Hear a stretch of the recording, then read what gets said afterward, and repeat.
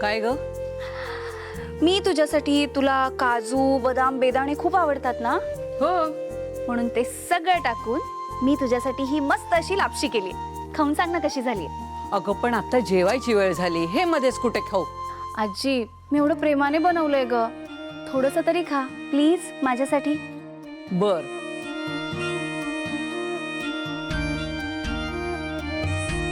कशी झालीये?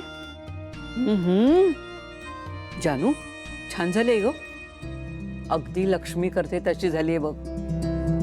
पण मला सांग, अचानक हे तुझं बनवायचं खूळ कसं काय आलं ग डोक्यात?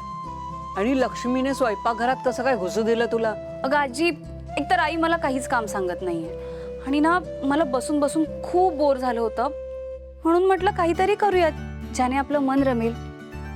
आणि खरं सांगू का, मनात ना भलते सलते विचार येतात. मग आता आम्हा म्हाताऱ्यांचं काय होत असेल जरा विचार कर बरं. तासन तास दिवसेंदिवस आम्ही एकाच जागेवर बसून असतो आणि जगाला आमचा काहीच उपयोग नाही, हा मनस्सा बसवतो वेगळाच. पण आजी, तुम्ही म्हातारे व्हायच्या आधी बरीच धडपड केलेली असते, आयुष्यभर सगळ्यांसाठी जगलेले असता. आणि आजी, तुला सांगू का, म्हातारपण हे पुन्हा एकदा स्वतःसाठी जगायला मिळालेली एक संधी असते, त्यामुळे त्या संधीचा फायदा करून घे की. आजीची चांगली समजूत घालतेस बर.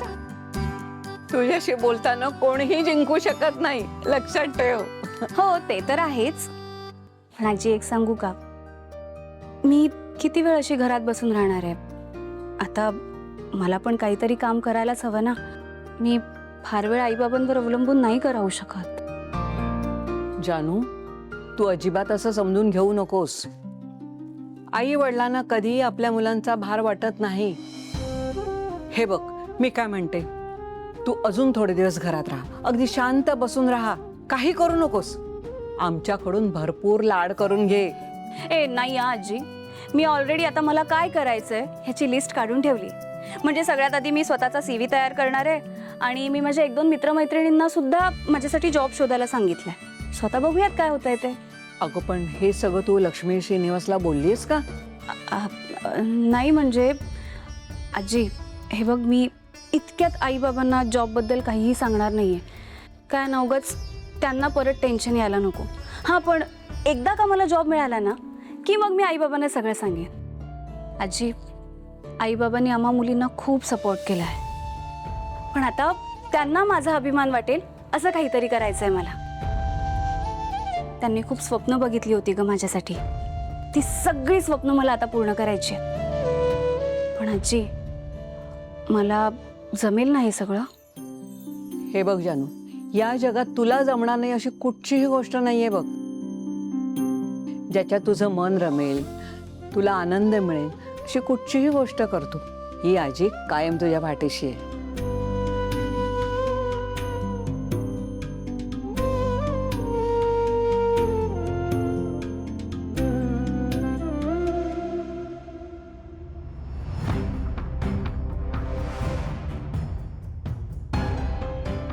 मी सिद्धूला सांगून काही चूक तर नाही केली. हा, पण त्याला इतकं गिल्टी फील होत होतं की मलाच बघवलं जात नव्हतं.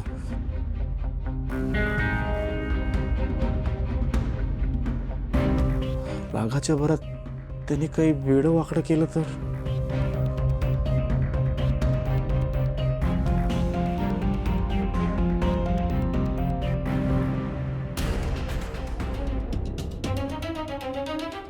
काय झालंय? एकटेच का बडबडताय? अहो, काय विचारतेय मी? काय झालंय? कसलं टेन्शन आलंय का? तू इथे काय उभी आहेस अशी? हे मी तुम्हाला विचारायला पाहिजे. कसला विचार करताय? आता जर हिला मी सिद्धूला सगळं सांगितलं हे कळालं तर ही खूप चिडेल. नाही, कसलं नाही. तुमचा चेहराच सांगतोय की नक्कीच काहीतरी घडलंय. अगं, काहीच झालेलं नाहीये. बऱ्या बोलाने सांगा काय झालंय. खरं सांगतो, काही झालेलं नाहीये. एक मिनिट. तुम्ही माझ्या प्रेग्नन्सी बद्दल कोणाला काही सांगितलं तर नाही ना?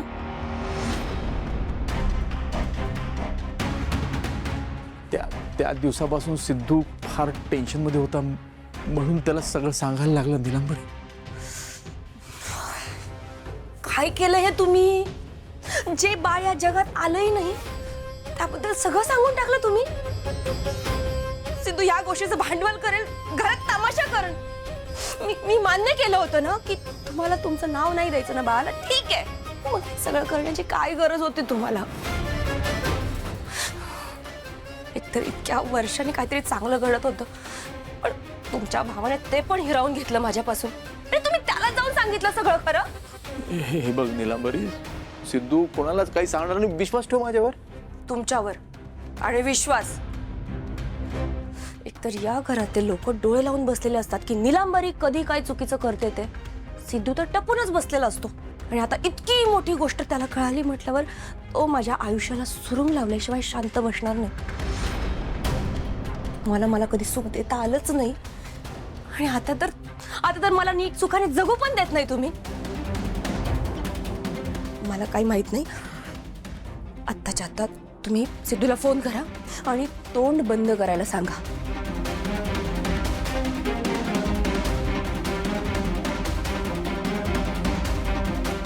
फोन स्पीकरवर ठेवा. मला पण ऐकू द्यात ना काय बोलतोय तो.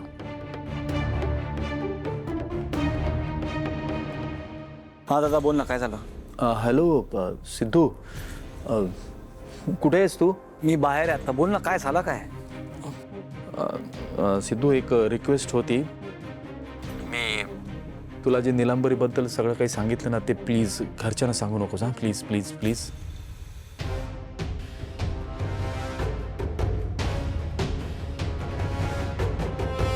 बघा, तुमचा भाऊ काहीच बोलत नाही. बोला, त्याला कबूल करून घ्या की कोणाला काही सांगणार नाही. हॅलो सिद्धू, ऐकू येतं तुला? Hello Sidhu, Sidhu hello. हे बघ सिद्धू, प्लीज हे घरात कोणालाही सांगू नको. हे बघ, त्या दिवसापासून तुला खूप त्रास होत होता म्हणून मी तुला सगळं सांगितलं. हे बघ सिद्धू, तुला जर का खरंच माझा काही आदर असेल, माझ्याबद्दल प्रेम असेल, तर प्लीज कोणाला सांगू नको रे.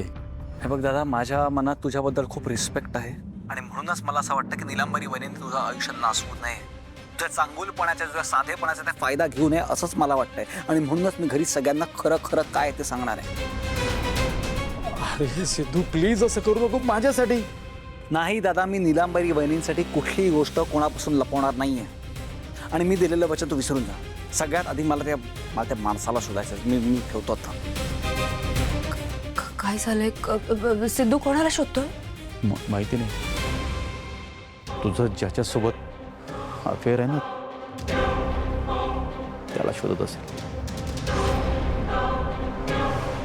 आता काय वाटेल ते करून मलाच या सिद्धूला थांबवायला पाहिजे.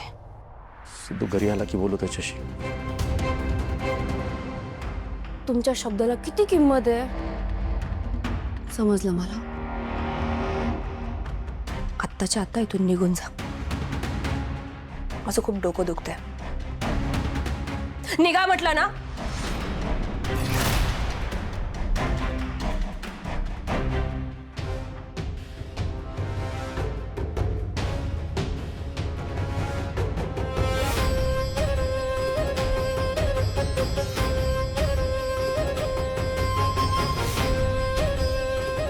मी काय सांगते ते नीट लक्ष देऊन ऐका.